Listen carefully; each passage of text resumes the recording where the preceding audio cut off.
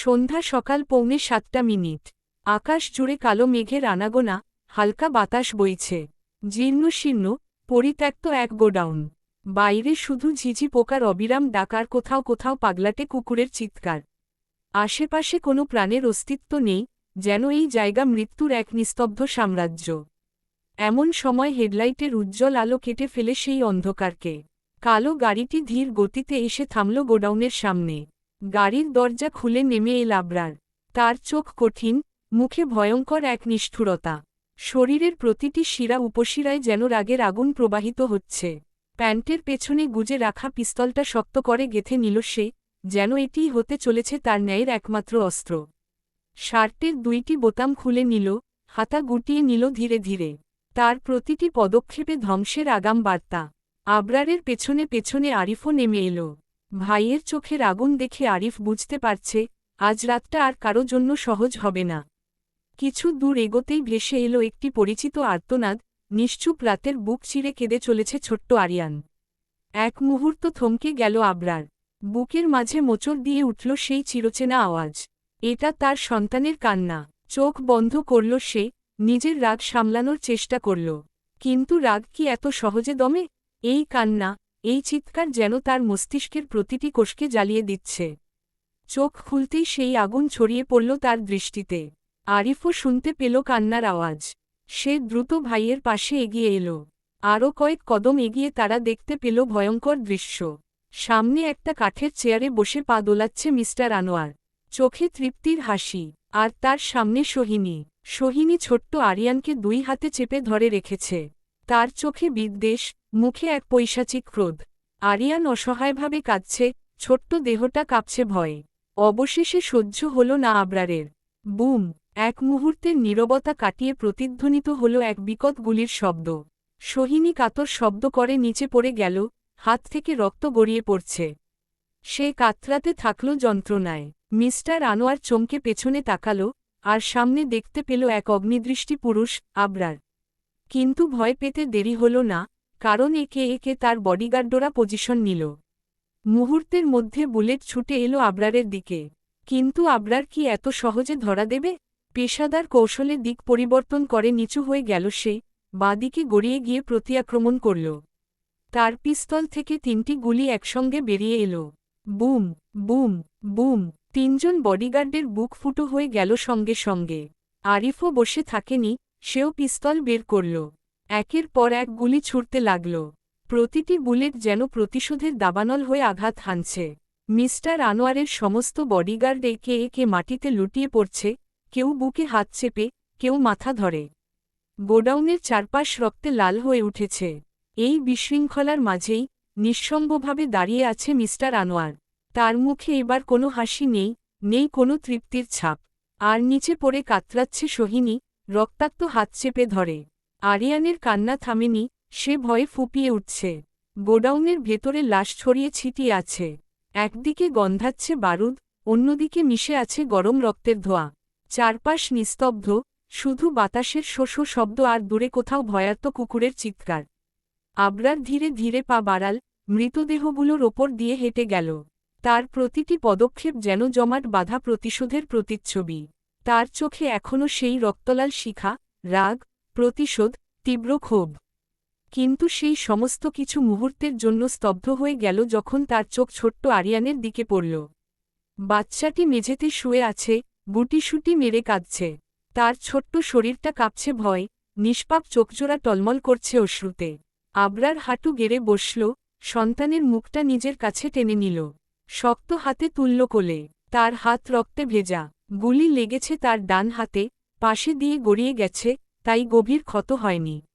কিন্তু সেই ক্ষত থেকে রক্ত গড়িয়ে পড়েছে তালুর ভেতর, সেই রক্তেই লাল হয়ে গেছে তার হাত। সেই রক্তমাখা হাতেই সে নিজের সন্তানকে বুকে জড়িয়ে নিল। আরিয়ান থরথর করে কাঁপছে, তার বাবার বুকের উষ্ণতা পেতেই ধীরে ধীরে কান্না কমে গেল। যেন সে বুঝতে পারছে, সে নিরাপদ, সে তার বাবার কাছে আছে। আবরার আরিয়ানকে শক্ত করে ধরে রাখল, তার ছোট্ট মাথায় ঠোঁট রাখল। এক ফোঁটা জল গড়িয়ে পড়ল আবরারের চোখ থেকে। সে কি সত্যিই এতটাই ভয়ঙ্কর? সে কি এমন জীবন চেয়েছিল? তার সন্তানের জন্য এই নির্মম বাস্তবতা? কিন্তু ভাবার সময় নেই।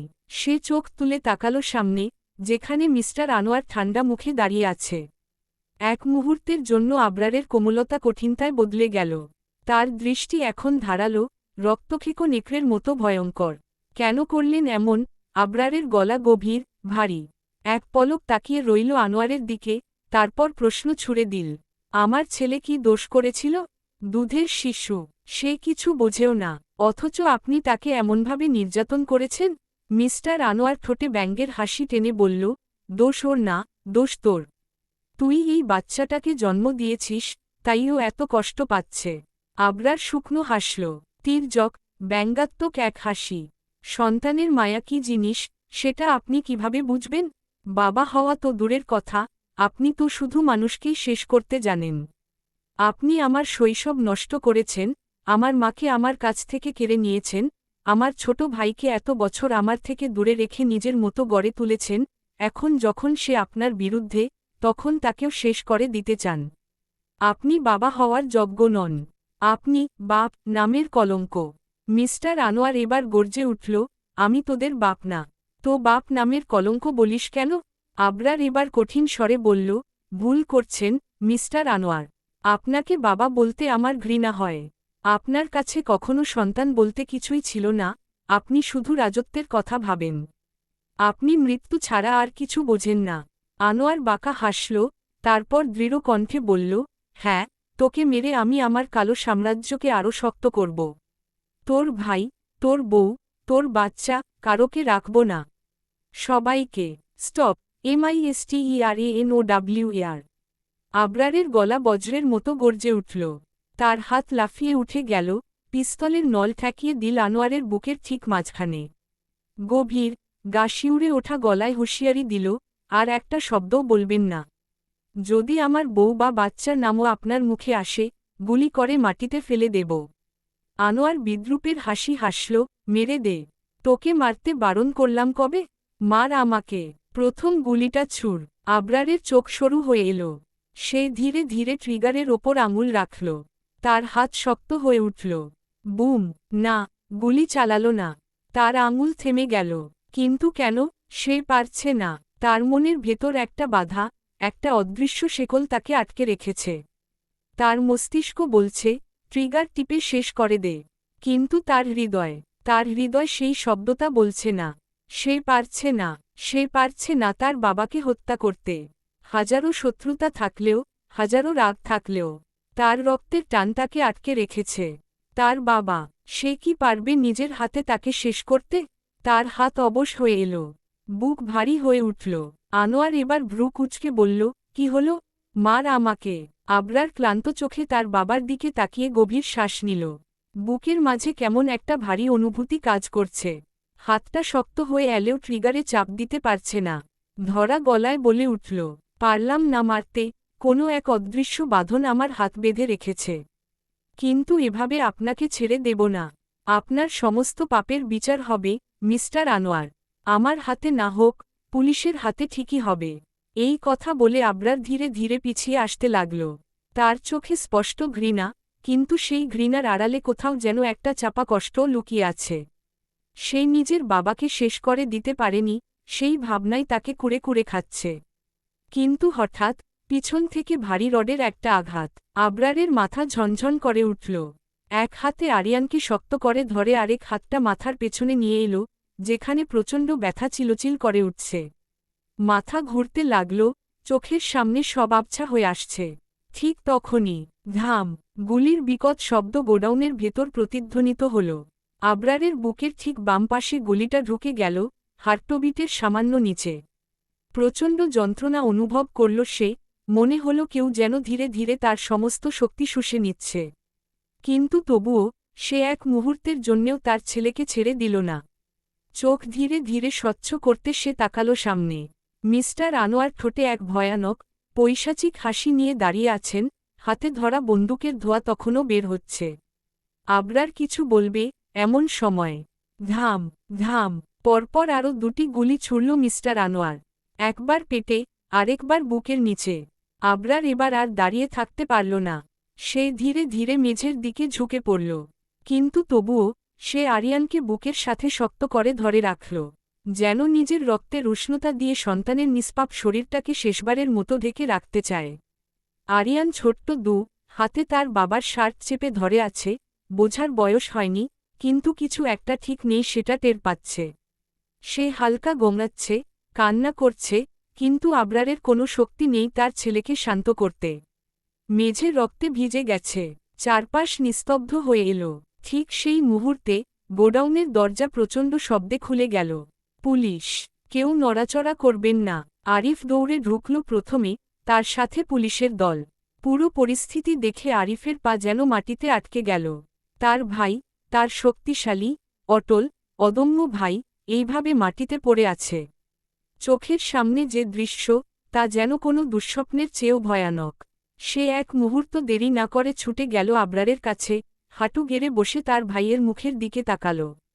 আবরারের চোখ দুটো আধখোলা, নিস্তেজ। কিন্তু তবুও সে চেষ্টা করল কিছু বলতে। ধীরে ধীরে ঠোঁট নড়ল। আ রি ফ। আবরার আরিয়ানকে একটু শক্ত করে চেপে ধরে আরিফের দিকে বাড়িয়ে দিল। আমার ছেলে, তাকে নিরাপদ জায়গায় নিয়ে যা। আমার ঘরোয়ালি এখনও কাঁদছে। ওর কাছে নিয়ে যা। কথা শেষ করতে পারল না। তার ঠোঁট ফাঁকা হয়ে এলো। শ্বাস ধীর হয়ে গেল। চোখ দুটো ধীরে ধীরে বন্ধ হয়ে এলো। আরিফ চিৎকার করে উঠল, ভাই! সে আবরারের রক্তাক্ত শরীর ধরে ঝাঁকাতে লাগল, কিন্তু কোনো সাড়া নেই। চারপাশের পুলিশ দ্রুত মিস্টার আনোয়ার ও সোহিনীকে গ্রেফতার করে ফেলেছে। কিন্তু আরিফের কিছুতেই কিছু যায় আসে না। তার পৃথিবী যেন এই রক্তে ভেজা মেঝেতে গলে যাচ্ছে। তার চোখ দিয়ে অঝোর ধারায় পানি ঝরতে লাগল। আবরার নিস্তেজ হয়ে পড়ে রইল, একদম নিঃসাড়। আরিয়ান বাবার বুকের কাছে মুখ গুজে অস্থির হয়ে কাঁদছে। গোডাউনের বাতাসটা যেন ভারী হয়ে এলো। আকাশের তারাগুলোও হয়তো সেদিন এক নিঃশব্দ আর্তনাদ করেছিল। গোডাউনের বাতাসটা তখনও ভারী হয়ে আছে। গন্ধটা রক্ত আর বারুদের মিশেলে একটা অদ্ভুত রকমের হাহাকার ছড়িয়ে দিচ্ছে চারপাশে। আবরারের নিথর দেহ মেঝেতে পড়ে আছে, রক্তে ভিজে গেছে তার পুরো শরীর। ছোট্ট আরিয়ান তার বাবার বুকের কাছে মুখ গুজে অঝরে কাঁদছে। আরিফ তার ভাইয়ের পাশে বসে অসহায়ভাবে তাকিয়ে আছে। এক ফোঁটা অশ্রুও ফেলতে পারছে না, কারণ তার মস্তিষ্ক এখনও বিশ্বাস করতে পারছে না যে এই দৃশ্য বাস্তব। ঠিক তখনই পুলিশের দল চারদিক থেকে এগিয়ে আসে। একজন অফিসার কড়া গলায় নির্দেশ দেয়, তাদের সবাইকে গ্রেফতার করো। সাথে সাথেই দুজন অফিসার এগিয়ে গিয়ে মিস্টার আনোয়ারের হাতে হ্যান্ডকাফ পরিয়ে দেয়। তার মুখে তখনও সেই নিষ্ঠুর হাসি লেগে আছে, যেন সে বিশ্বাসই করতে পারছে না যে তার সাম্রাজ্যের শেষ সময় এসে গেছে।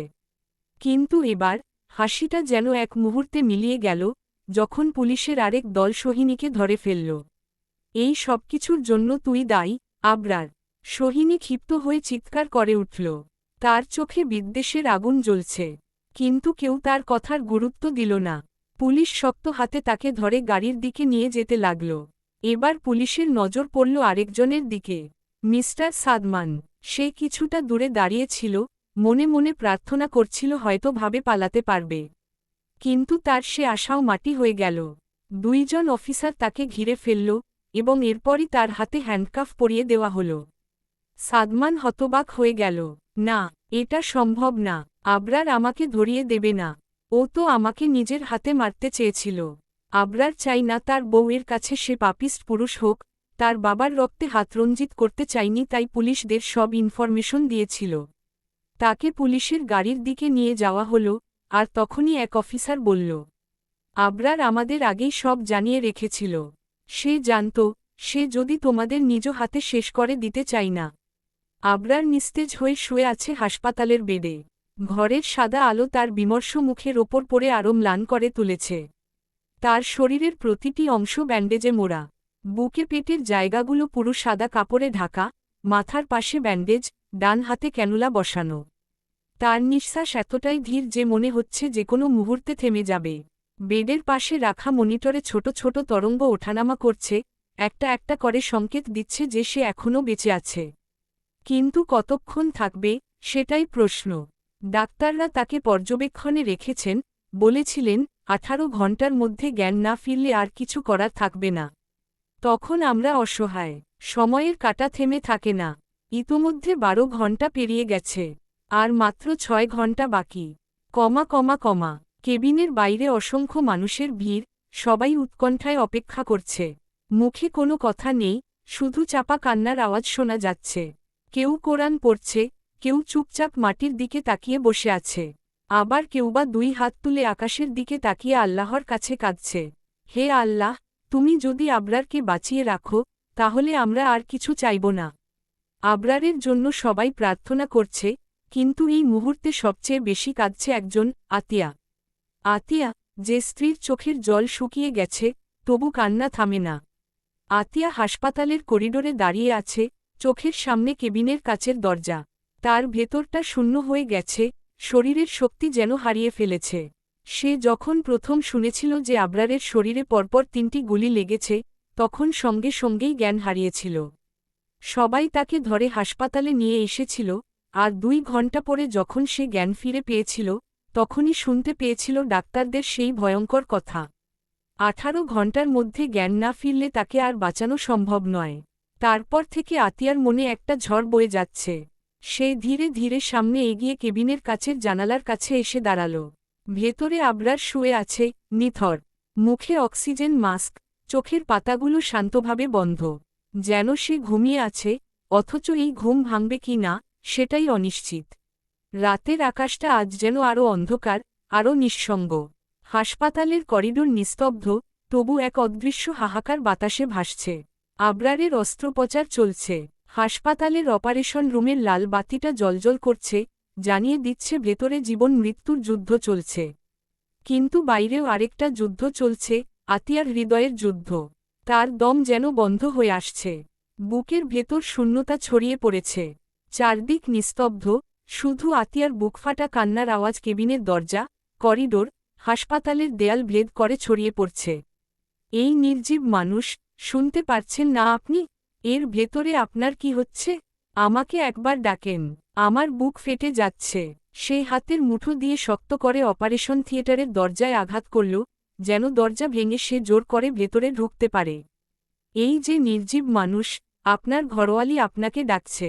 শুনছেন না? তার কণ্ঠস্বর কাঁপছে, চোখ থেকে অঝরে পানি ঝরছে। আতিয়ার বুকের মধ্যে এক ভয়ানক আতঙ্ক কাজ করছে। আবরার কি সত্যিই আর কখনো ফিরবে না? এই হাসপাতালের সাদা দেয়ালের মধ্যে কি সে চিরতরে আটকে যাবে? হঠাৎ করিডোরের নিস্তব্ধতা ভেঙে এক ডাক্তার অপারেশন থিয়েটার থেকে বের হয়ে এলেন। তার মুখটা গম্ভীর, চোখে ক্লান্তির ছাপ। বাইরে অপেক্ষারত সবাই ছুটে গেল তার দিকে, আতিয়া সবচেয়ে আগে। সে প্রায় দৌড়ে গিয়ে ডাক্তারকে জড়িয়ে ধরল, তার কণ্ঠস্বর ভাঙা। ডাক্তার, আমার নির্জীব মানুষ কোথায়? সে কথা বলছে না কেন? সেই নিথর হয়ে পড়ে আছে, আমার বুক ফেটে যাচ্ছে। ডাক্তার, প্লিজ বলেন, ভেতরে ওর সাথে কি করেছেন? ডাক্তার গভীরভাবে নিঃশ্বাস নিলেন, এক মুহূর্ত থেমে আতিয়ার দিকে তাকালেন। তারপর কঠিন সত্যটা জানিয়ে দিলেন। মিস্টার আবরারের অবস্থা খুবই সংকটাপন্ন। শরীরের কন্ডিশন ভালো না, বেঁচে থাকার সম্ভাবনা মাত্র 5%। তিনি নিঃশ্বাস নিচ্ছেন খুব ধীরে।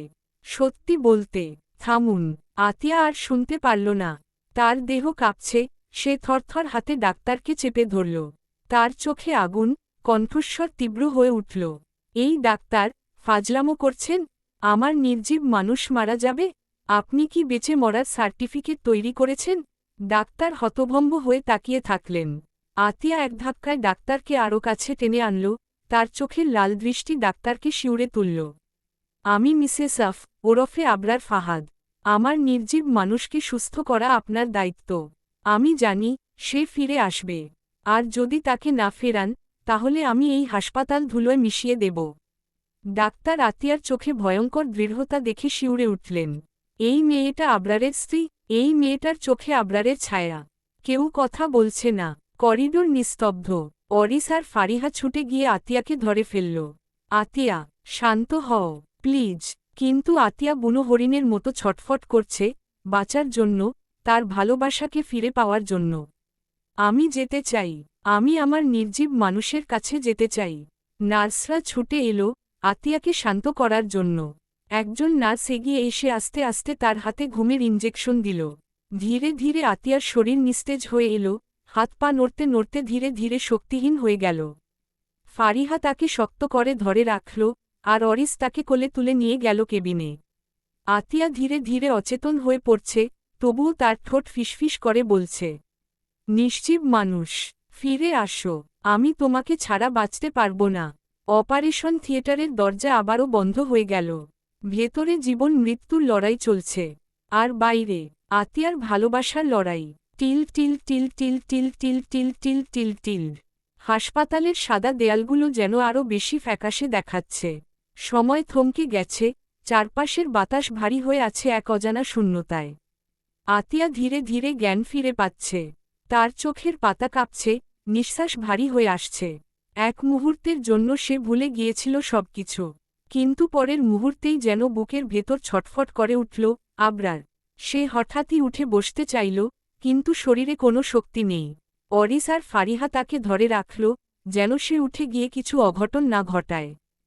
আতিয়া ধীরে ধীরে মাথা ঘুরিয়ে তাকালো অপারেশন থিয়েটারের দিকে।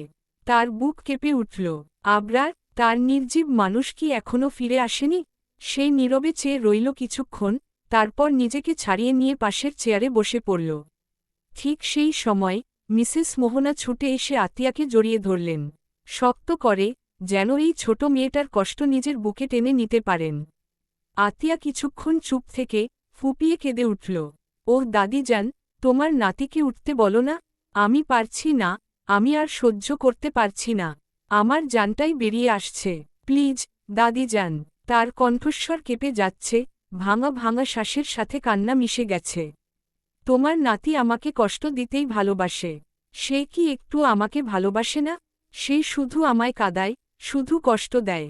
সে শক্ত করে মিসেস মোহনাকে ধরে ফেলল, যেন নিজের কষ্টের পাহাড়টা ভাগ করে নিতে চায়।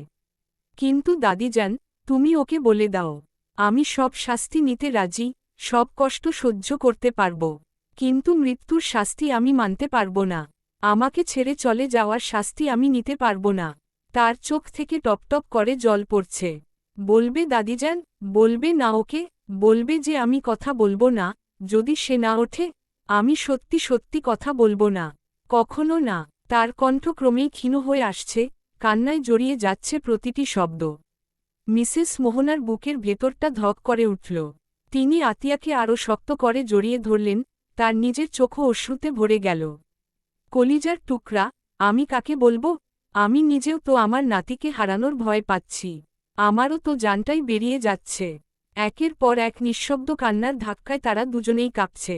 এদিকে পুরো পরিবেশ থমথমে, সবাই নিস্তব্ধ।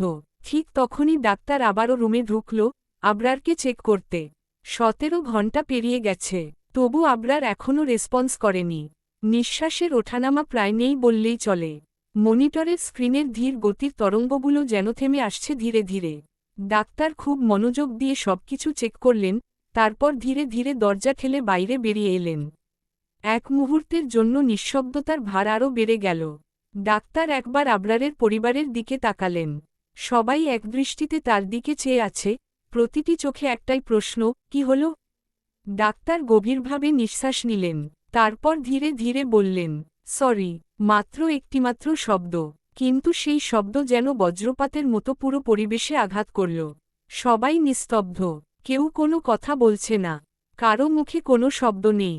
শুধু এক কঠিন শূন্যতা ছড়িয়ে পড়েছে চারপাশে। মিসেস মোহনার দেহটা কেঁপে উঠল, আতিয়ার চোখের ভেতর অন্ধকার নেমে এলো। অরিস, ফারিহা আর আবরারের পরিবারের সবাই যেন এক নিমেষে বোবা হয়ে গেল। ডাক্তার কিছুক্ষণ চুপ থেকে ধীরে ধীরে বললেন, আমরা আমাদের সর্বোচ্চ চেষ্টা করেছি, কিন্তু পেশেন্ট কোনো রেসপন্স করেনি। জ্ঞান ফেরেনি, তার নিঃশ্বাস বন্ধ হয়ে গেছে। নিথর দেহটা শুধু পড়ে আছে, আর কোনো শব্দ নেই, কেউ কোনো কথা বলছে না, শুধু নিস্তব্ধতা। ঠান্ডা বাতাসের মতো নেমে এসেছে শোক, কান্নারও শক্তি নেই কারো। একটা মৃত্যু, নাকি ভালোবাসার আরেকটা পরীক্ষা? সময়, সেই চিরন্তন নদীর মতো, নিরন্তর প্রবাহিত হয়। কখনো থেমে থাকে না, কখনো দৃষ্টি ফিরিয়ে তাকানোরও সুযোগ দেয় না। দিন, মাস, বছর চলে যায়, ঠিক যেন তাদের হিসাব নেই। 2 বছর এবং 6 মাস কেটে গেল, সময়ের সাথে যেন নতুন অধ্যায় এসে প্রবাহিত হয়েছে। আজকের দিনটা বিশেষ নয়, তবে প্রাকৃতিক দৃশ্যের সাথে এই বিকেলটাতে কিছু অন্যরকম অনুভূতি জড়িয়ে আছে। বসন্তের হালকা শীতল হাওয়া, গাছের পাতাগুলো ঝরছে, কিন্তু আবার নতুন কচি পাতা গজাচ্ছে।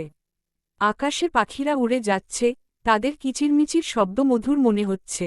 সবার মাঝে যেন এক অদৃশ্য সুর ভাসছে।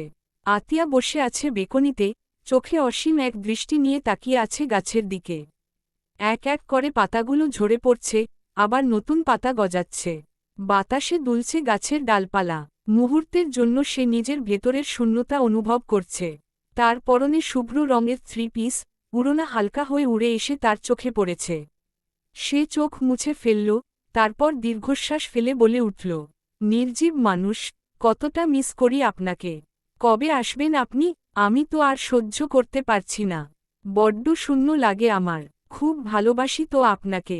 এই মাফিয়া জগতের ডন ওরফে আবরার ফাহাদ ছাড়া তার ঘরোয়ালি একদম নিঃস্ব। তার বেঁচে থাকার ইচ্ছা নেই তো মাফিয়া নির্জীব মানুষ। আর দেন না দুঃখ, চলে আসেন না আপনার ঘরোয়ালির কাছে। সে আপনাকে ছাড়া এক মুহূর্ত থাকতে পারে না তো।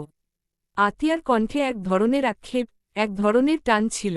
তার চোখ আবারও ভিজে উঠল, কিন্তু সে দ্রুত উড়োনা দিয়ে চোখ মুছে ফেলল। তার অন্তরের দুঃখ যেন এক অদৃশ্য বোঝা, যার বোঝা সে একা টানতে পারে না। ঠিক সেই মুহূর্তে তার দৃষ্টির পাশ থেকে একটি ছোট্ট আওয়াজ শুনে সে চমকে উঠল।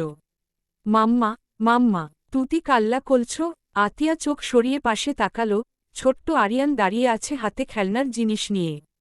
তার ঠোঁটের কোণে একটা মুচকি হাসি ফুটল। সে ছেলেটির মাথায় হাত বুলিয়ে দিল, আর নিজের হাসির সাথে সাথে এক অসাধারণ উজ্জ্বলতা অনুভব করল। আরিয়ান মায়ের হাসি দেখে নিজেও খিলখিল করে হাসল, তারপর আধো আধো কণ্ঠে বলল, মাম্মা, তুতাই হাঁচলে সুন্দর লাগে। আতিয়া হাসি চাপতে পারল না, নিজের কোলের সন্তানটিকে টেনে নিয়ে বলল, তাহলে তো আমাদের আব্বু বড় সুন্দর। আরিয়ান মাথা নাড়িয়ে বলল, হুম মাম্মা। তার শিশুসুলভ সরলতায় আতিয়া আরও বেশি শক্তি পেতে লাগল।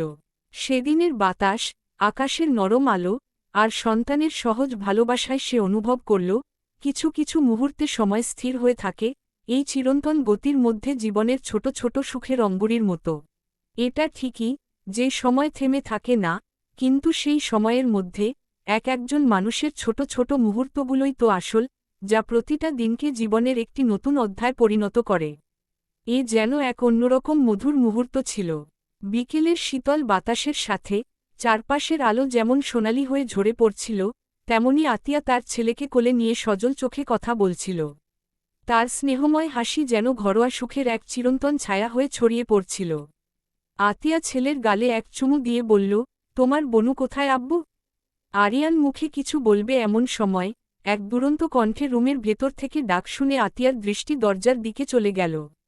সে দেখল, তার ছোট্ট রাজকন্যা আনিয়া ছোট লেহেঙ্গা পরা, উড়োনা হাতে নিয়ে, আর তার দুই পাশে সুন্দর করে চুড়ি বাঁধা, হাত কোমরের কাছে দিয়ে হাসতে হাসতে কাছে চলে আসছে। আনিয়া এসে কোমরে হাত দিয়ে এক কচি মিষ্টি কণ্ঠে বলল, ভালো ভালো মাম্মা, আল ভাইয়া আদল করছে, আমি তো কেউ না। আতিয়া মিষ্টি হেসে বলল, ওলেলে, আমার আম্মুটা রাগ করছে? তাড়াতাড়ি আসো, রাগ ভাঙিয়ে দিব। আনিয়া মুখ ফুলিয়ে বলল, আমি নাগ করলে কাল কি হবে? আমালে কেউ ভালবাসে না, কেউ আদল কলে না তো তাদের শালে কাটতি। আনিয়ার কথায় আতিয়া হাসতে হাসতে বলে উঠল, ওই তো, মা তো এমনভাবে কথা বলে, মনে হয় দুনিয়ার সব সমস্যা তারই। কিন্তু আরিয়ান নিজের মিষ্টি কণ্ঠে বলে উঠল, হিংলুসুতে মাইলা, আমার সাথে শুধু শুধু হিংসা কলে। মাম্মা, ওলে আদল করতে হবে না, তুতি আমালে আদল কর। আরিয়ানের কথায় আনিয়া তৎক্ষণাৎ দৌড়ে মায়ের কাছে চলে এলো, তার ছোট্ট হাত দিয়ে আতিয়ার গলা পেঁচিয়ে ধরে আর স্নেহভরা কণ্ঠে বলল, তোলে আদল কলবে না মাম্মা। আদল সব আমি নিব। 1 মিনিটে আনিয়া মায়ের গালে এক চুমু দিয়ে দিল। আর তার দেখা দেখি আরিয়ানও মায়ের গলা জড়িয়ে ধরে এক চুমু খেল। আতিয়া হাসতে হাসতে বলল, এত ভালোবাসা, এসব কি শিখিয়ে দিল তোমাদের? দুজনেই নিজের আপন ভালোবাসা প্রকাশ করতে শুরু করেছে, যেন তাদের পৃথিবীটা ছোট হয়ে গিয়েছে শুধু মা আর সন্তানদের চারপাশে। এটা ছিল তাদের এক অমূল্য মুহূর্ত, অনেকটা অবচেতন আনন্দের মতো। আনিয়া আর আরিয়ান আজকে 3 বছরের হয়ে গেল, অথচ তাদের ছোট ছোট কথা, তুতলানো কণ্ঠ, দুষ্টুমি যেন দিন রাতের ধ্বনির মতো। তাদের ভালোবাসা, তাদের নিষ্পাপ হাসি, এ যেন আতিয়ার জীবনের সবটুকু সুখ। আজ তাদের জন্মদিন, 3 বছরের পার্থিব যাত্রার প্রথম মাইলফলক। মা, বাবা, আর সন্তানের স্নেহ, ভালোবাসার এক বন্ধন, যা কোনো একদিনও মুছে যাবে না। সেই ছোট্ট আরিয়ান আর আনিয়া, যারা এখনও স্পষ্টভাবে কথা বলতে পারে না, তুতলিয়ে তুতলিয়ে বলে, তবে তাদের ভালোবাসার ভাষা মায়ের কাছে পরিপূর্ণ, পরিপাটি। এতদিন পর আতিয়া একটা দীর্ঘ নিঃশ্বাস ফেলে নিজের চোখের জল সযত্নে মুছে ফেলল। জানে, বাচ্চারা জানলে আবার বকবে, তবে এমন মিষ্টি রুমাল দিয়ে মুছে ফেলতে যে তার ভালোবাসা বাড়ে, সে জানে। মায়ের চোখের অশ্রু শুধু সেই ভালোবাসার পরিমাপ, যা এই ক্ষুদ্র জীবনে থাকা দরকার। এখন সন্ধ্যা 7টায় অনুষ্ঠান শুরু হবে, কিন্তু এখন আপাতত মা আর 2 ছোট্ট সন্তান তাদের দুষ্টামিতে মগ্ন। এই মুহূর্তগুলোই যেন জীবনের সোনালি ঝলক। সন্ধ্যা 7টা, পার্টির শুরু হতে তখনই বেজে উঠেছিল গান, অতিথিরা একে একে আসতে শুরু করেছিল। ফারিহা, রাকিব এবং তাদের ছোট্ট ছেলে আরিহান, যাদের উপস্থিতি আরও বেশি উজ্জ্বল করে তুলেছিল এই আয়োজন। আরিহানের বয়স এখন 2 বছর 8 মাস, আর সে মিষ্টি কণ্ঠে আদো আদো কথা বলে। সবাই তার মধ্যে একরকম আনন্দ খুঁজে পায়। অরিসও এসেছিল, সেই দিনের পর থেকে এই বাসায় সে থাকার জন্য এসেছে। আরিফ, যিনি আজকেও একটি জরুরি কাজে ছিলেন, তাই উপস্থিত হতে পারেননি। মিসেস মোহনা এবং মিস্টার নাফিস তাদের অতিথিদের একে একে অভ্যর্থনা জানাচ্ছিলেন, এবং মিসেস আয়েশা ব্যস্ত ছিলেন ডেকোরেশন দেখতে, যেন পার্টি যেন আরও প্রাণবন্ত হয়ে উঠুক। ঠিক সেই সময় সিঁড়ি বেয়ে আরিয়ান আর আনিয়া নামতে থাকল। আরিয়ান পরেছিল একদম শুট বুট, একেবারে আবরারের মতো ড্রেসিং লুক ছিল তার। আর আনিয়া পরেছিল একটি কালো লেহেঙ্গা, তার ছোট্ট চুলগুলো ছেড়ে দিয়ে বেবি কাটিং স্টাইলে রেখেছে। তারা সিঁড়ি বেয়ে নামতে নামতে চোখ পড়ল অরিসের দিকে। আনিয়া আনন্দে চিৎকার করে উঠল, চাট্টু, চাট্টু।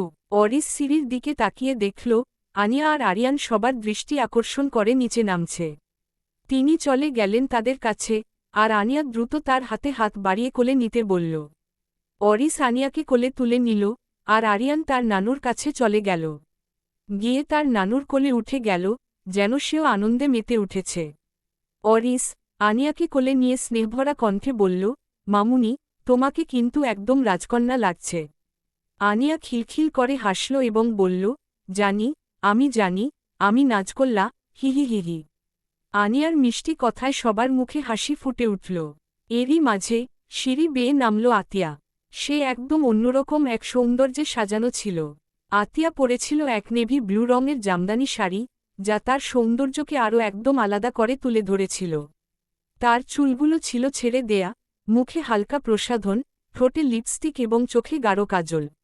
বাম হাতে একটি ব্র্যান্ডেড ঘড়ি, যা তার পরিপূর্ণ লুককে আরও উন্নত করেছিল। আতিয়া নামতেই সবাই তার দিকে তাকিয়ে গেল। সে মিষ্টি হাসি দিয়ে মিসেস মোহনা এবং মিস্টার নাফিসের কাছে গেল। মিষ্টি গলায় বলল, দাদি যান, দাদা যান, তোমরা অসুস্থ আর কত কাজ করবে বলো তো? আতিয়ার কথা শুনে মিসেস মোহনা মুচকি হেসে তার মাথায় হাত বুলিয়ে বললেন, আরও কত কাজ করব? এটাই তো, শুধু দাঁড়িয়ে আছি। আতিয়া একটু রাগী গলায় বলল, তাও কেন দাঁড়িয়ে থাকবে?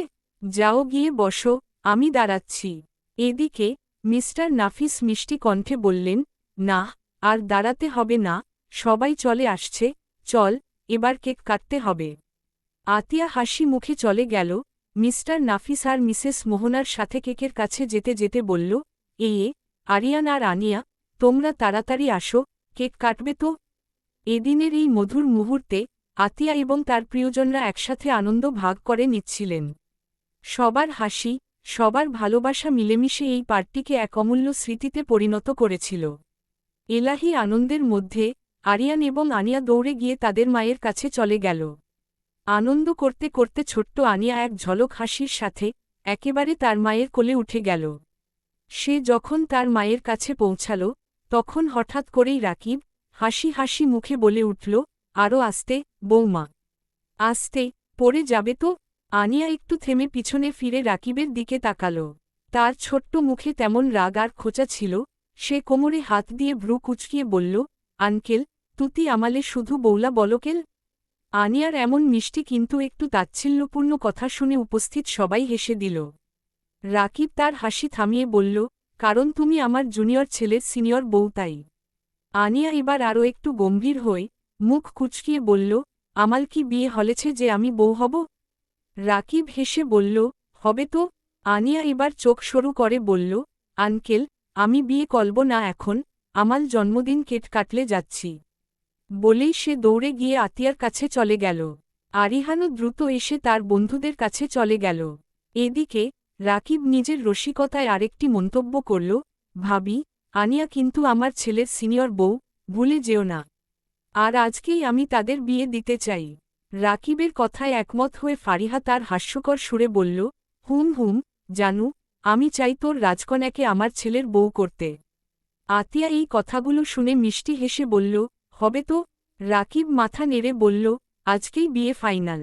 এ কথা শুনে উপস্থিত সবাই, মিসেস মোহনা, মিস্টার নাফিস, অরিস, মিসেস আয়শা সবাই সম্মতি দিল।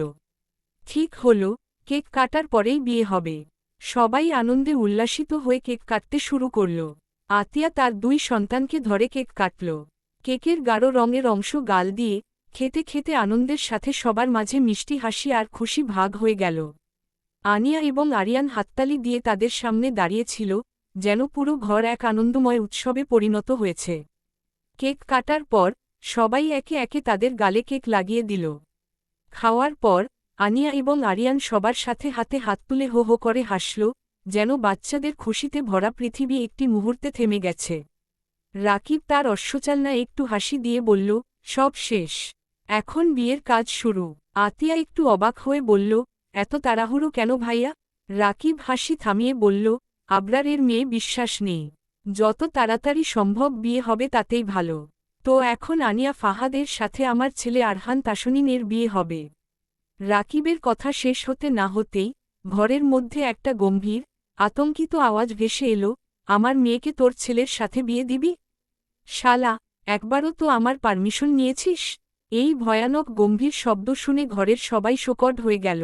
চোখ গড়িয়ে সবাই অবচেতনভাবে তাকালো সদর দরজার দিকে। দরজার কাছে দাঁড়িয়ে ছিল একটি পরিচিত মুখ। সবাই অবাক হয়ে দেখল, আবরার ঘরের দরজার কাছে দাঁড়িয়ে আছে।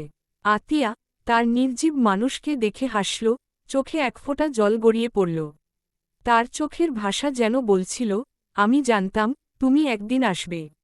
আবরার আসলেই ফিরে এসেছে, যেন সকল প্রতীক্ষা শেষ হল, আর সে নিশ্চিত করতে এসেছে যে তার পরিবার আবার এক হবে। আজকের এই দিনের জন্য আতিয়া সারা জীবন অপেক্ষা করেছিল, আর আজ তার চোখের জল ছিল শূন্যতা এবং পূর্ণতার এক অদ্ভুত মিশ্রণ। আবরার, যে দিনটি সবার কাছে অন্ধকার হয়ে গিয়েছিল, সেদিনের পরে নতুন এক আলো দেখতে পেল তার পরিবার।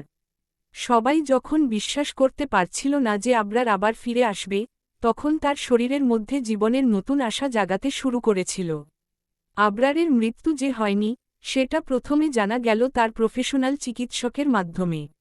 ডাক্তারটি আসলেই অবাক হয়ে বলেছিল, আবরার এখন বিপদমুক্ত, কিন্তু তার জন্য জরুরি চিকিৎসা প্রয়োজন। এখানে কোনো ধরনের উন্নত চিকিৎসা নেই, দ্রুত লন্ডন বা সিঙ্গাপুর নিয়ে যেতে হবে তাকে। এই কথা শোনার পর মিস্টার নাফিস আর অরিস অবিলম্বে আবরারের জন্য প্লেন বুক করে ফেললেন এবং সেই রাতেই আবরারকে নিয়ে লন্ডনের উদ্দেশ্যে রওনা হলেন। আতিয়া ও তার বাচ্চাদের জানানো হল, তারা সেখানে কিছুদিন অপেক্ষা করবে এবং আতিয়া বাচ্চাদের দেখভাল করবে। সব কিছু এত দ্রুত ঘটে গেল যে আতিয়া কিছু বুঝে উঠতে পারেনি। লন্ডন হাসপাতালে আবরারকে ভর্তি করার পর চিকিৎসকরা দীর্ঘ 7 ঘণ্টা অপারেশন চালালেন এবং শেষে তারা নিশ্চিত করলেন যে আবরার বিপদমুক্ত, কিন্তু কোমায় চলে গিয়েছে। তিনি চিকিৎসকদের আশ্বস্ত করে বলেছিলেন, এখানে থেকে কেউ তাকে বাহির করতে পারবে না, শুধু আল্লাহর কৃপায় তাকে জাগানো সম্ভব। আতিয়া যখন এই সংবাদ শুনল, তখন তার চোখে যেন পানি থামছিল না। তার স্বামী বিপদমুক্ত হলেও কোমায় চলে যাওয়ায় আতিয়া, তার বাচ্চারা এবং পুরো পরিবার এক কঠিন যন্ত্রণায় ডুবে গিয়েছিল। তবে আল্লাহর অশেষ রহমতেই আবরারের পরিবার খুশি হয়েছিল যে তিনি বেঁচে আছেন। আতিয়া তার বাচ্চাদের পাসপোর্ট এবং ভিসা তৈরি করে নিয়ে গেল মিসেস মোহনাকে সাথে। সে শিখেছিল, সময় নষ্ট না করে যত তাড়াতাড়ি সম্ভব আবরারের কাছে যাওয়ার প্রয়োজন। লন্ডনে পৌঁছানোর পর আবরারকে শক্ত হাতে জড়িয়ে ধরে আতিয়া দীর্ঘক্ষণ কান্না করেছিল। সে জানত, তার প্রিয় মানুষ আবার ফিরতে আসবে, কিন্তু সে কি আগের মতো ফিরে আসবে? তার ভেতর কেমন অনুভূতি ছিল, সে জানত না। তবে সময়ের সাথে সাথে আবরার কোমা থেকে আসতে শুরু করল। তবে পুরোপুরি সুস্থ হতে সময় লেগেছিল। চিকিৎসকদের মতে আবরারের 5 মাস হাসপাতালেই থাকতে হয়েছিল। এই সময়টা তার জন্য আর তার পরিবারের জন্য কঠিন ছিল। একদিকে সুস্থ হয়ে ওঠার লড়াই, অন্যদিকে আতিয়ার ত্যাগ ও নিষ্ঠার সঙ্গে সেবার ফল। 2 বছর পর আবরার কিছুটা সুস্থ হলেও তার শরীর দুর্বল হয়ে পড়েছিল। সে এখন শুধু চোখ মেলত আর মুখ নাড়াতে পারত। তবে তার পুরো শক্তি চলে গিয়েছিল, শরীরটা ছিল অচল। আতিয়া তার নির্জীব মানুষের পাশে বসে থেকেছে, কখনো তার চোখের পানি মুছতে, কখনো তার হাত ধরতে, কখনো বা তার সাথে কথা বলে তাকে সান্ত্বনা দিতে। আতিয়া দেশের মধ্যে ফিরে এসেছিল, কারণ সে জানত আবরারের জন্য দীর্ঘ সময় ধরে সেবা করতে হলে তাকে নিজের জীবনও কিছুটা স্থির করতে হবে। লন্ডনে যেতে সে আর একেবারে সুযোগ পায়নি, তবে সে জানত তার স্বামী যেখানেই থাকুক সে সর্বদা তার পাশে থাকবে। কিন্তু একদিন হঠাৎ করেই আবরার সুস্থ হয়ে ফিরে এল বাংলাদেশে। তবে আবরারের ফিরে আসার আগে আতিয়া কিছুই জানত না। সে জানত না যে আবরার সুস্থ হয়ে বাংলাদেশ ফিরেছে। আরিফ আবরারকে এয়ারপোর্ট থেকে নিয়ে আসছিল। আসলে আবরারের আগমন একেবারে আচমকা ছিল। আতিয়া ভীষণ অবাক হয়েছে, কিন্তু এর থেকে বেশি খুশিও হয়েছে সে। আবরারের ফিরে আসা এবং সেই অতীতের অশান্তির পর এখন সবাই জানত, যত বড় বিপদই আসুক না কেন, সত্যিকারের ভালোবাসা কখনো হারায় না, বরং প্রতিটি পরীক্ষার পর আরও শক্তিশালী হয়ে ওঠে। আবরারের সামনে এক ঝড়ো বাতাসের মতো আতিয়া ছুটে এলো। কোনো কিছু চিন্তা না করেই সে শক্ত করে আবরারকে জড়িয়ে ধরল। যেন কত শত দিন, কত শত রাত, কত বছর পরে এই মানুষটাকে সে কাছে পেল। আবরার নিস্তব্ধ কদম নিথর। আতিয়ার শরীরের সেই চিরচেনা মিষ্টি গন্ধ আজ তার ফুসফুস ভরে নিচ্ছে, যে গন্ধ একসময় প্রতিদিন পেত, আজ কতদিন পর যেন মনে হল তার শ্বাস নিতে কষ্ট হচ্ছে। আতিয়া থরথর করে কাঁপতে কাঁপতে কান্না করে উঠল। চোখের পানি আবরারের শার্ট ভিজিয়ে দিচ্ছিল। আবরারের ডান হাত আপনা আপনি উঠে গিয়ে আতিয়ার মাথার ওপর রাখল। শক্ত হাতে মাথায় হাত বুলিয়ে গম্ভীর কণ্ঠে বলল, এই মেয়ে, কান্না করছ কেন? আতিয়া তখনও আবরারের বুকের সঙ্গে লেপ্টে ছিল। কোনো কথাই যেন বলতে পারছিল না সে। একটু দম নিয়ে কাঁপা কাঁপা কণ্ঠে বলল, নির্জীব মানুষ, আপনি এইভাবে এসে যে আমাকে সারপ্রাইজ দেবেন আমি স্বপ্নেও ভাবিনি। এত খুশি লাগছে যে যার দরুন আমার চোখ থেকে পানি বেরিয়ে আসছে। আবরার এবার হালকা শীতল কণ্ঠে বলল, হ্যাঁ, খুশি হয়েছ নাকি অন্য কিছু? দেখতে তো পারছি আমার অনুপস্থিতিতে আমার মেয়ের বিয়ে দিয়ে দেওয়া হচ্ছে। আতিয়া চোখ মুছে আবরারের বুক থেকে মুখ তুলে তাকাল। তার ঠোঁটের কোণে হালকা হাসি ফুটে উঠল। সে শান্ত গলায় বলল, একদম না, আপনার পারমিশন ছাড়া আপনার মেয়েকে বিয়ে কেন? বিয়ের উচ্চারণও করতে পারব না আমি। আবরার এবার সরু চোখে তাকিয়ে বলল, হ্যাঁ, তাই তো দেখতে পাচ্ছি। এখন যদি না আসতাম তাহলে সত্যিই আমার মেয়ের বিয়ে দিয়ে দিতে। আতিয়া কিছু বলার আগেই রাকিব হেসে বলে উঠল, আরে বিয়াই, এত চ্যাত কেন? আমার ছেলের বউকে আজ না নিলে কাল নিতাম, তাই আগাম নিয়ে রাখছি, যাতে পরে আমার বৌমার ডেঞ্জারাস বাপ এসে কোনো তিরিং বিরিং না করে। কিন্তু সেটা আর হলো কই? আমার বৌমার মাফিয়া বাপ তো চলেই এসেছে। রাকিবের কথা শুনে আবরারের রাগ যেন সাত আসমান ছুঁয়ে গেল।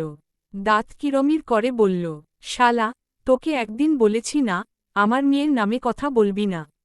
রাকিব ভ্রু কুঁচকে বলল, তোর মেয়ের নাম কখন নিলাম? আমি তো বৌমা বললাম। তার মানে তুই নিজেই মানছিস তোর মেয়ে আমার বৌমা? তাইলে এখন বিয়েটা সেরে ফেলি? আবরার চোখ রাঙিয়ে বলল, শালা, মুখ বন্ধ কর, আমি আমার মেয়েকে এখন বিয়ে দেব না।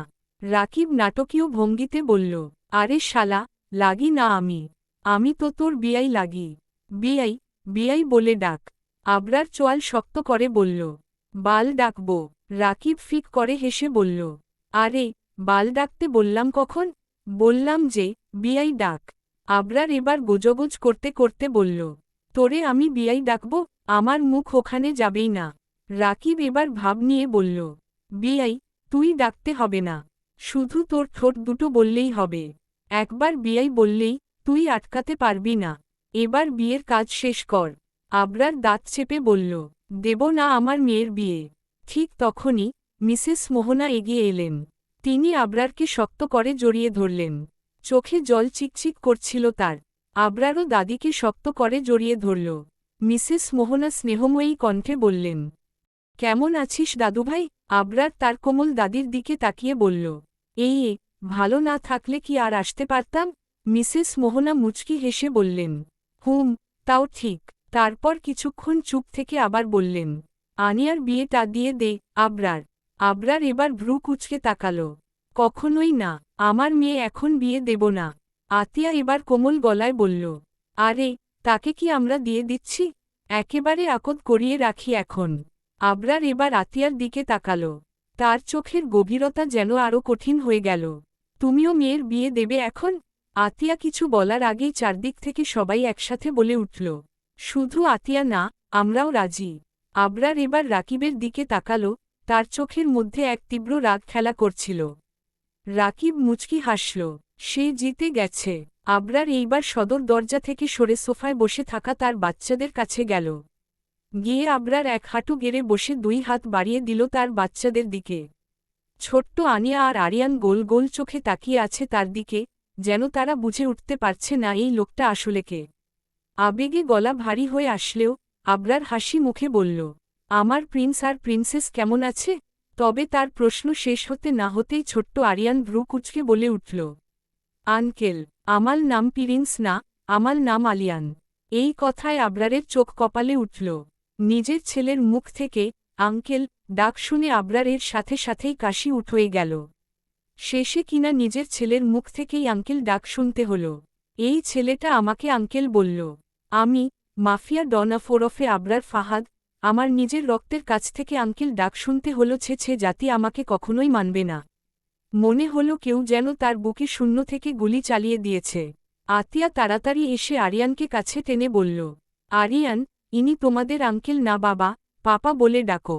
আরিয়ান মাথা কাত করে অবাক হয়ে বলল, কিন্তু মাম্মা, আমাল পাপা তো বিদেলে আছে। এই আঙ্কেল তালে আমাল পাপা হই? এবার যেন আবরারের সহ্যের বাঁধ ভেঙে গেল।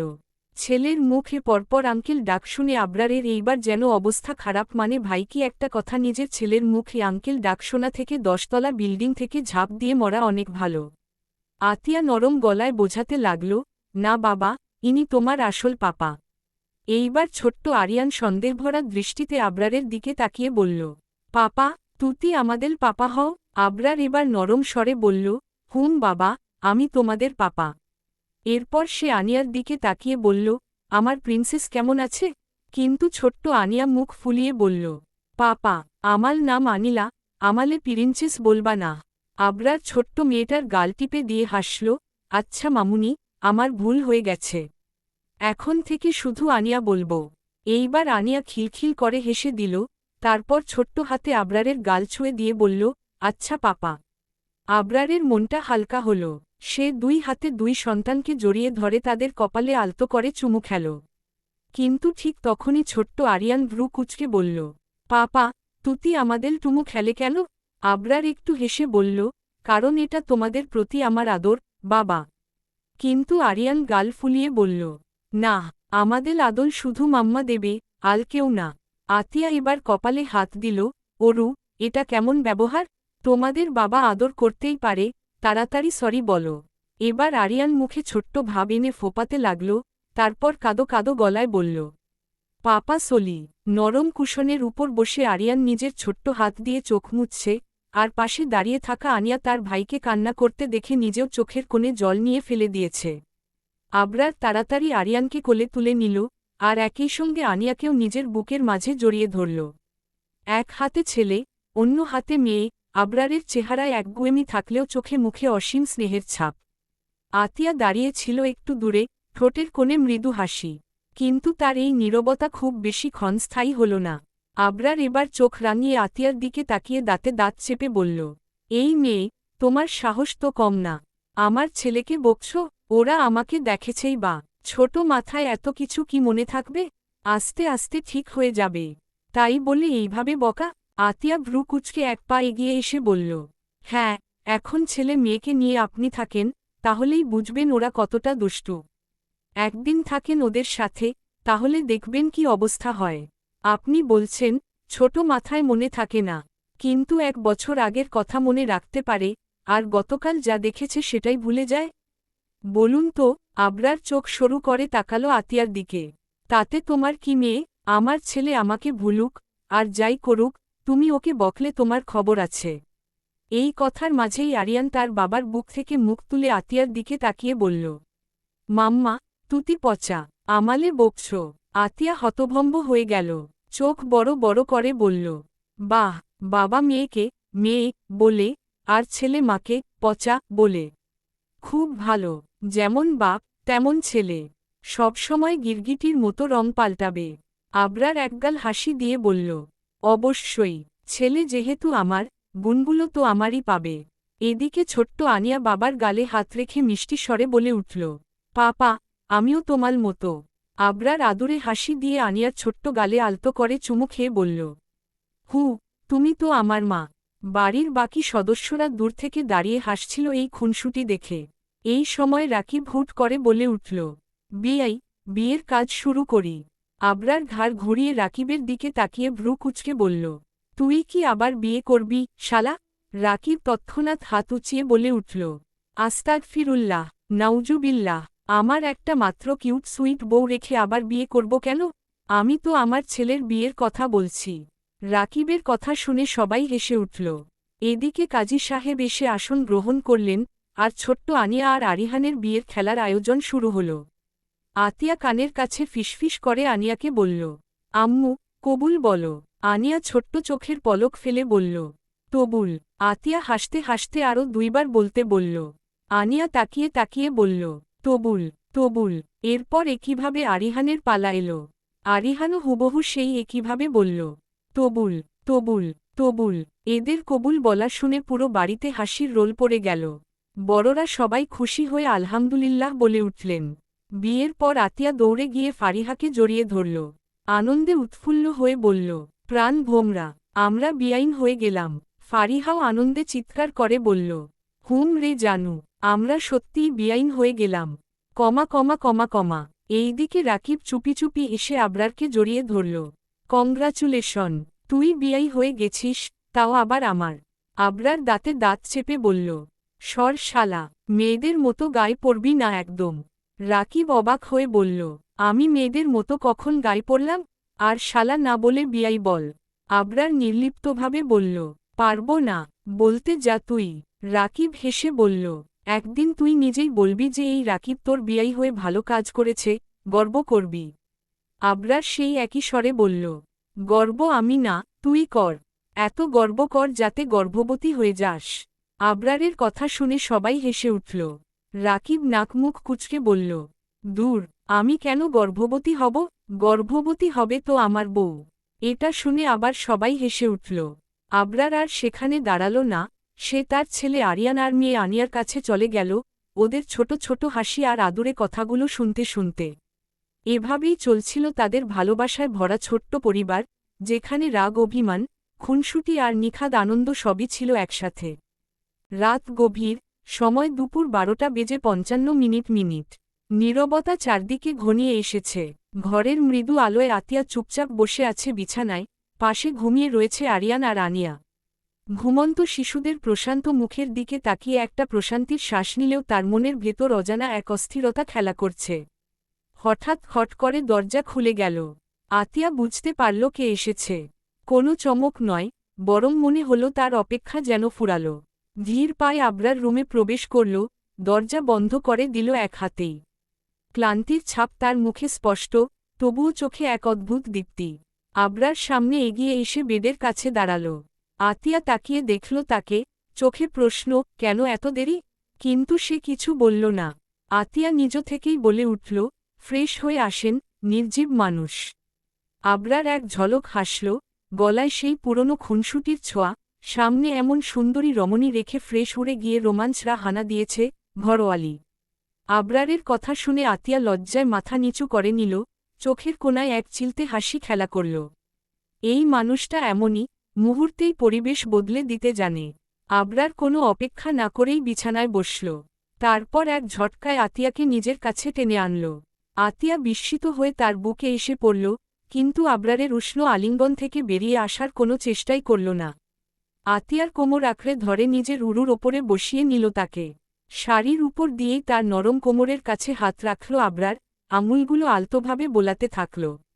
আতিয়া শিউরে উঠল, শরীরে এক অদ্ভুত অনুভূতি ছড়িয়ে পড়ল। আবরার ধীরে ধীরে তার ঘাড় থেকে চুল সরিয়ে দিল, তারপর মুখ নামিয়ে দিল নরম ত্বকের ওপরে। আতিয়ার নিঃশ্বাস ভারী হয়ে এলো, চোখ বন্ধ হয়ে গেল আপনা আপনি। এই স্পর্শ নতুন কিছু নয়, অথচ প্রতিবারই নতুন মনে হয়, যেন প্রথমবারের মতো অনুভব করছে তাকে। আবরার যতবারই ছুঁয়ে দেয়, ততবারই যেন আতিয়ার শরীর মন এক নতুন শিহরণে জেগে ওঠে। আবরার এবার তার কানের কাছে মুখ আনল, কানের লতিতে আলতো একটা চুমু দিল। আতিয়া নিঃশ্বাস আটকে ফেলল মুহূর্তের জন্য। তার শরীরের প্রতিটা রোমকূপ দাঁড়িয়ে গেল। আতিয়া তার হাত দিয়ে আবরারের কাঁধ চেপে ধরল, যেন নিজেকে ধরে রাখতে চায়। কিন্তু এই আবেশময় পরিবেশে ধরা রাখা অসম্ভব। আবরার তার গাল ছুঁয়ে বলল, এখনো কাঁপছ? আতিয়া কোনো উত্তর দিল না, শুধু তার মুখটা আবরারের বুকের কাছে লুকিয়ে ফেলল। নিঃশব্দে এই ঘনিষ্ঠ মুহূর্তটা উপভোগ করতে থাকল দুজন। আবরার এইবার আতিয়ার কানের কাছে এসে বলল, ঘরোয়ালি। আবরারের কণ্ঠে সেই পরিচিত গভীরতা, সেই পুরনো আকর্ষণ। আতিয়া আবারও কেঁপে উঠল, তবুও গলার স্বর স্বাভাবিক রাখার চেষ্টা করে বলল, হুম। আবরার ফিসফিস করে বলল, কি আছে মেয়ে তোমার মধ্যে? কেন আমি বারবার তোমার দিকে ছুটে আসি? কেন তোমাকে ছাড়া এক মুহূর্তও থাকতে পারি না? আতিয়া মৃদু হাসল, তারপর বলল, জানি না আমি। আবরার তার দিকে তাকিয়ে গভীর স্বরে বলল, যেই আমি কোনো মেয়ের দিকে ফিরেও তাকাতাম না, মেয়েতে যার অ্যালার্জি ছিল, সেই আমি এখন আতিয়া নামক এক মেয়ের প্রতি ভীষণ বাজে ভাবে ফেসে গেছি। এর মানে কি, ঘরোয়ালি? আতিয়া এবার হাসল, তারপর মৃদু কণ্ঠে বলল, ভালোবাসেন যে আমাকে, তাই। আবরার ভ্রু কুঁচকে বলল, ভালোবাসা? উহুম, মোটেও না। আতিয়া এবার মিনতির স্বরে বলল, নির্জীব মানুষ। হুম, একবার বলবেন যে ভালোবাসেন আমাকে? আবরার দীর্ঘশ্বাস ফেলে তাকালো আতিয়ার দিকে। এক মুহূর্ত চুপ থেকে বলল, ভালোবাসা। আমি এই শব্দটা ঘৃণা করি। মানুষ এই শব্দটাকে মুখে মুখে বলে বেড়ায়, অথচ দিনশেষে এই ভালোবাসার নামে কত মানুষ প্রতারণা করে, কষ্ট দিয়ে চলে যায়। তাই আমি ভালোবাসা শব্দটাকে ঘৃণা করি। আতিয়া ব্যথিত চোখে তাকিয়ে রইল, কিছু বলার আগেই আবরার আবার বলে উঠল, তবে আমার ঘরোয়ালি যদি আমার মুখ থেকে ভালোবাসা শব্দটা শুনতে চায়, যদি এই শব্দ শুনে সে খুশি হয়, তাহলে আমিও খুশি। তাই বলছি, ভালোবাসি তোমাকে, ঘরোয়ালি। অনেক বেশি। আবরারের কণ্ঠের গভীরতায় আতিয়ার বুকের ভেতর মোচড় দিয়ে উঠল।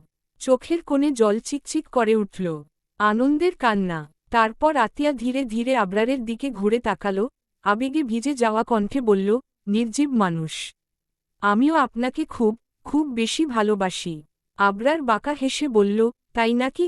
আতিয়া মাথা উপর নিচ করল, হুম। আবরার এবার আতিয়াকে আরেকটু কাছে টেনে নিল। তার হাত দুটো দিয়ে আতিয়ার মুখটা ধরে রাখল, তারপর ধীরে ধীরে সামনে ঝুঁকে এল। আতিয়ার হৃদস্পন্দন বেড়ে গেল, চোখ স্বয়ংক্রিয়ভাবে বন্ধ হয়ে গেল। পরক্ষণেই তার ঠোঁটের ওপরে নরম একটা ছোঁয়া টের পেল। সেই পরিচিত উষ্ণতা, সেই প্রথম দিনের মতোই শিহরণ জাগানো অনুভূতি। আতিয়া আজ আর পিছু হটল না, বরং নিজেই সাড়া দিল। আবরার আতিয়ার রেসপন্স টের পেয়ে আরও গভীরভাবে তাকে কাছে টেনে নিল। তার হাত আতিয়ার কোমরের চারপাশে শক্ত হয়ে এল। আতিয়া শিউরে উঠল, কিন্তু পালানোর কোনো ইচ্ছে হল না।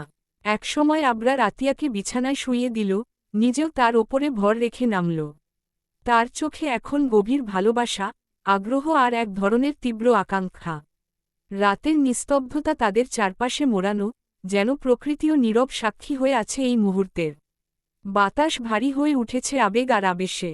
আতিয়া অনুভব করল আবরারের বুকের ধুকপুকানি, যা তার নিজের হৃদয়ের স্পন্দনের সঙ্গে তাল মিলিয়ে চলছে। আবরার ধীরে ধীরে আতিয়ার কপালে ঠোঁট ছুঁয়ে দিল, যেন একান্ত ভালোবাসার সিলমোহর। তারপর চোখে চোখ রেখে গভীর স্বরে বলল, তুমি শুধু আমার, ঘরোয়ালি। শুধু আমার। আতিয়া শ্বাস আটকে আসা কণ্ঠে বলল, আর আপনি আমার। শুধুই আমার নির্জীব মানুষ। আবরার মৃদু হেসে আতিয়ার কানের কাছে ফিসফিস করে বলল, আজ রাতে শুধু আমাদের ভালোবাসার গল্প লেখা হবে, ঘরোয়ালি। আতিয়া চোখ বন্ধ করে নিল, হৃদয়ের গভীরে অনুভব করল একরাশ সুখ। এই মানুষটিই তার পৃথিবী, তার শ্বাস প্রশ্বাসের কারণ। রাত বাড়তে লাগল, আবরারের উষ্ণতায় আতিয়া হারিয়ে যেতে লাগল, দুজনের মধ্যে কোনো দূরত্ব রইল না।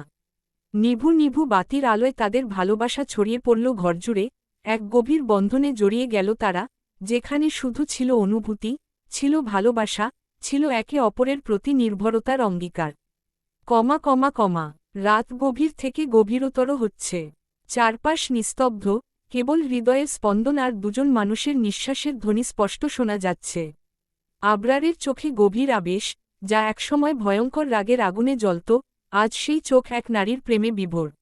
সে আতিয়ার দিকে তাকিয়ে আছে, যেন এক মুহূর্তের জন্যেও চোখ সরালে তাকে হারিয়ে ফেলবে। আতিয়া তার দিকে তাকিয়ে মৃদু হেসে বলল, অবশেষে তুমি আসলে আবার আমার মরুভূমির ন্যায় হৃদয়ে এক পশলা বৃষ্টি নিয়ে। এই কথাটি শুনেই আবরারের ঠোঁটে এক তৃপ্তির হাসি ফুটে উঠল।